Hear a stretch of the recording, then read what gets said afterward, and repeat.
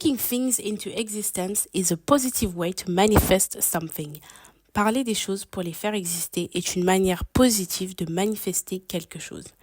You attract what you believe you deserve. Tu attires ce que tu penses mériter. Bienvenue dans la chaîne Le Bon Mindset qui a pour objectif de vous accompagner dans la quête d'un mindset de croissance. Notre podcast va vous permettre d'adopter un bon état d'esprit pour atteindre vos objectifs, vos goals et vos plus grands rêves. Ici, à travers différents sujets, on adopte le bon mindset pour une vie meilleure. Aujourd'hui, on analyse le concept suivant, l'importance de croire en soi et en son habilité à obtenir ce que l'on désire. Tout d'abord, on va s'intéresser au concept d'obtenir ce que l'on veut.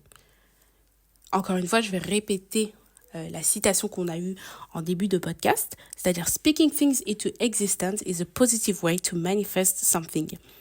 Parler des choses pour les faire exister est une manière positive de manifester quelque chose. Ce principe est fortement lié avec le pouvoir des mots et de la parole. En effet, c'est un mécanisme qui vise à obtenir ce que l'on désire en donnant vie aux choses que l'on souhaite par la parole. Assurément, l'essence même de ce principe est la manifestation. En optant pour ce principe, on vient renforcer l'idée selon laquelle on va obtenir ce que l'on veut. On croit en sa capacité à obtenir ce que l'on veut et que ce que l'on veut va nous atteindre et que ce n'est qu'une question de temps et d'alignement. Quels sont donc les prérequis ? Il est indispensable de croire en soi et en sa capacité à avoir ce que l'on veut. Il faut être capable de visualiser la version de soi avec ce que l'on désire.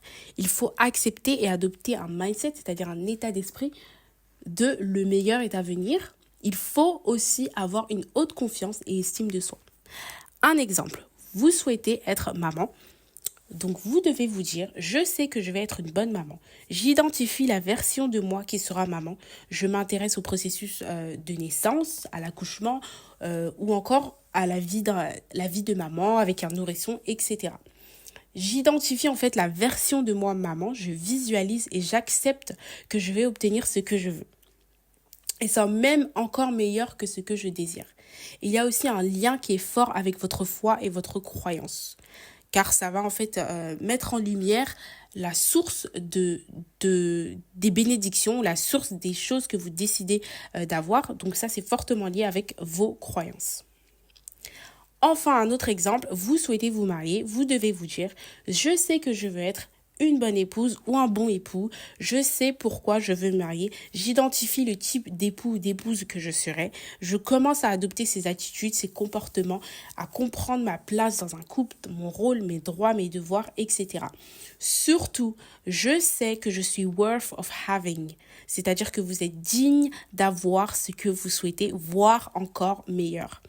C'est ainsi que cela déclenche une loi de cause à effet, car j'attire ce que je souhaite parce que je sais que c'est qu'une question de temps.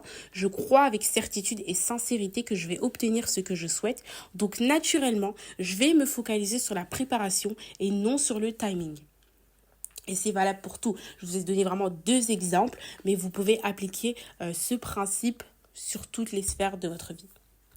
Comment croire en son habilité et croire en soi. Donc les personnes qui vont investir en elles, c'est un principe qui est déjà ancré dans leur état d'esprit car ils savent qu'ils sont dignes d'avoir ce qu'ils souhaitent. Ils ont déjà une haute confiance et estime d'eux et donc de cette façon, ils vont atteindre leurs souhaits. En effet, ils ont effectué un travail personnel au préalable, donc c'est avec aisance qu'ils vont attirer ce qu'ils souhaitent. Les personnes qui, eux, à l'inverse, n'investissent pas en eux, sont dans un état d'esprit où ils vont se dire « je ne crois pas en moi, ni en ma capacité à obtenir ce que je veux, je me lamente sur mon sort, je me victimise, je pense que je n'ai pas le contrôle de ma vie, je suis fataliste, je laisse ma vie passer devant moi, j'attends sans impliquer le moindre travail, je pleure, je suis carrément en dépression ». Étant dans un état d'esprit fixe, c'est-à-dire que pour eux, ils sont dans un fixed mindset, pour eux, il n'y a pas d'issue de secours. Pour nous, il n'y a pas de changement, il n'y a pas d'issue de secours. Ils sont dans un état de victimisation et ils se disent que je ne peux attirer de bonnes choses vers moi et par conséquent, je subis. Je remets la faute sur les autres alors que je suis le seul responsable. On comprend donc que les individus, ils manquent de inner work, c'est-à-dire de travail personnel et de awareness, c'est-à-dire de prise de conscience. Ainsi, la croyance et le mindset, c'est-à-dire l'état d'esprit, sont étroitement liés quant au désir d'obtenir et d'atteindre ce que l'on souhaite. On comprend donc ici qu'il est important de reprendre sa vie en main et d'aller à la quête de ce que l'on souhaite, car on n'obtient rien sans rien. On peut prier, espérer toute sa vie, mais c'est pas pour autant que l'on va obtenir ce que l'on veut. Derrière toute bonne chose, il y a un travail et un investissement au préalable. Le concept de chance n'est pas faux, mais il s'affilie aux choses dont on ne peut changer, comme sa famille, on ne choisit pas sa famille, ni le lieu où on a grandi, ni son contexte de naissance, mais on choisit le cheminement de la vie que l'on souhaite. Nul n'est condamné à l'échec, nul n'est condamné à souffrir si ce n'est que la personne qui ferme les yeux sur sa situation et qui attend qu'on vienne la sauver.